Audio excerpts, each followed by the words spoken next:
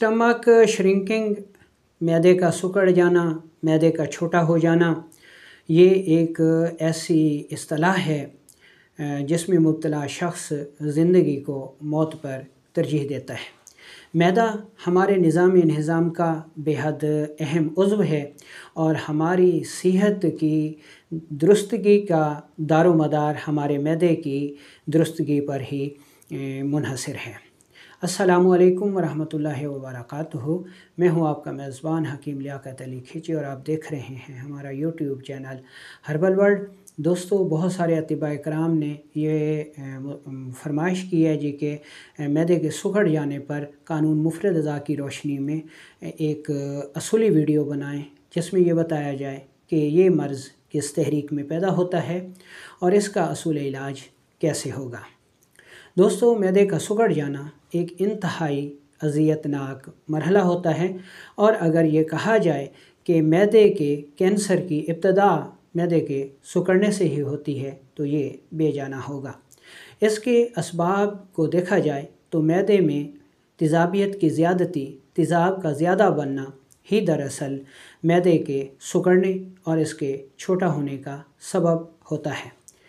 मैदे के सिकुड़ने के बाद जो इसका दूसरा मरहला है वो इसमें अल्सर और ज़ख़म का होना है और उसके बाद जब ज़ख़म हो जाता है तो मैदे में पैदा होने वाला जो तेज़ाब है वो इस ज़ख़म को हील नहीं होने देता और बिलाखिर इसको कैंसर में बदल देता है और ये मरहला इंतहाई अज़ियतनाक होता है।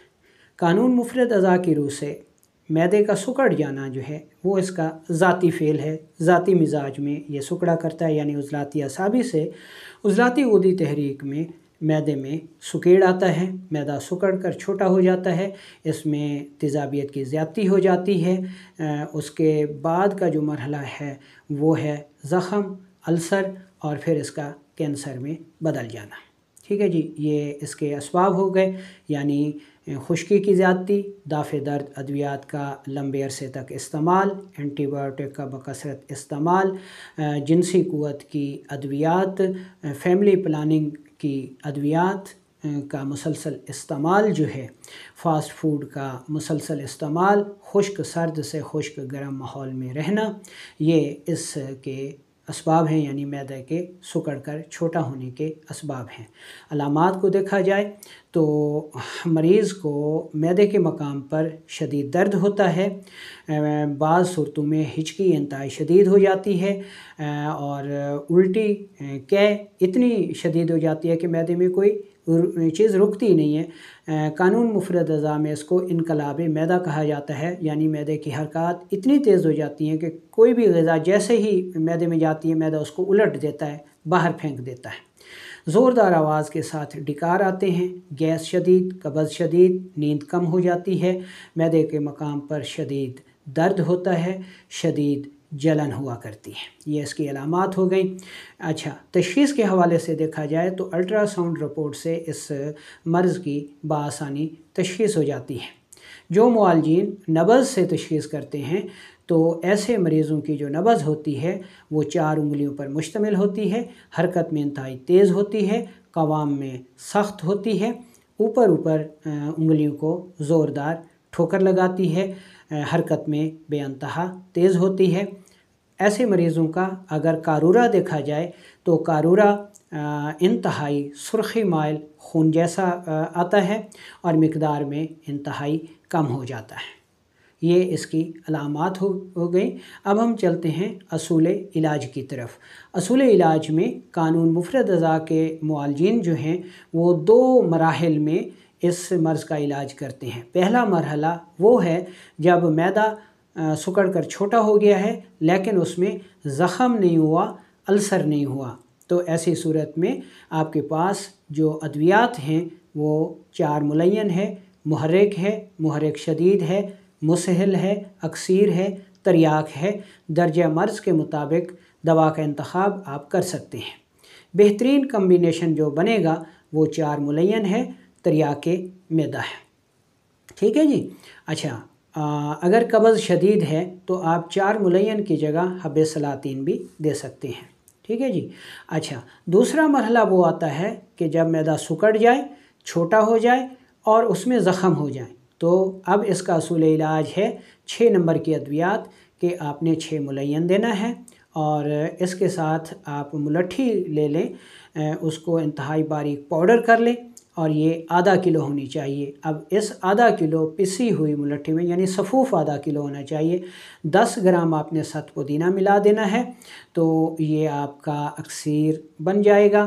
آدھی چمچ سے 1 چمچ تازہ پانی کے ساتھ صبح دوپہر شام خالی پیٹ دیں، تو معدے کا درد، جلن، تیزابیت اور زخم جو ہے وہ بہت جلد ٹھیک ہو جاتے ہیں۔ ٹھیک ہے جی۔ اچھا، اس کی جگہ اگر قبض شدید ہے اور مریض کو السر بھی ہے تو آپ گلقند بھی دے سکتے ہیں۔ ٹھیک ہے جی۔ کیسٹر آئل دودھ میں ملا کے وہ بھی دے سکتے ہیں۔ ایسے مریض دوا کی بجائے غذائی علاج سے بہت جلد ٹھیک ہوتے ہیں۔ اس کی وجہ یہ ہے کہ دوا کی بجائے غذا جو ہے وہ معدے کی تیزابیت کو بہت جلد نیوٹرلائز کرنے کی صلاحیت رکھتی ہے اور معدے کو اصل مقام پر لاتی ہے۔ تو ایسے مریضوں کی غذائی علاج آپ نے کیسے ترتیب دینا ہے؟ سب سے پہلے تو مریض کی غذا بند کر دیں، تیزابی، سوداوی، فاسٹ فوڈ وغیرہ بالکل بند کر دیں۔ اس کو کدو شریف دیں، سبز توری دیں، ٹینڈا دیں، گاجر دیں، مولی دیں، مونگرے دیں۔ یہ غذا دیسی گھی میں کالی مرچ ڈال کر بنائیں، اس میں ہلدی ڈالیں، زیرہ سفید ڈالیں، سونف ڈالیں، چھوٹی الائچی ڈالیں، یہ گرم مسالہ آپ ڈال سکتے ہیں۔ یہ مریض کو کھانے کے لیے دیں، اگر ہو سکے تو مریض کی روٹی بند کر دیں اور یہ سالن ہی مریض کو کھلائیں۔ اس کے علاوہ آپ اس کو تلبینہ دے سکتے ہیں، جو کا دلیا دے سکتے ہیں، مکھن اور بادام کا پیسٹ دے سکتے ہیں۔ بادام اور مکھن کا پیسٹ جو ہے ایسے مریضوں کے لیے اکسیر حیات ثابت ہوتا ہے۔ ٹھیک ہے جی۔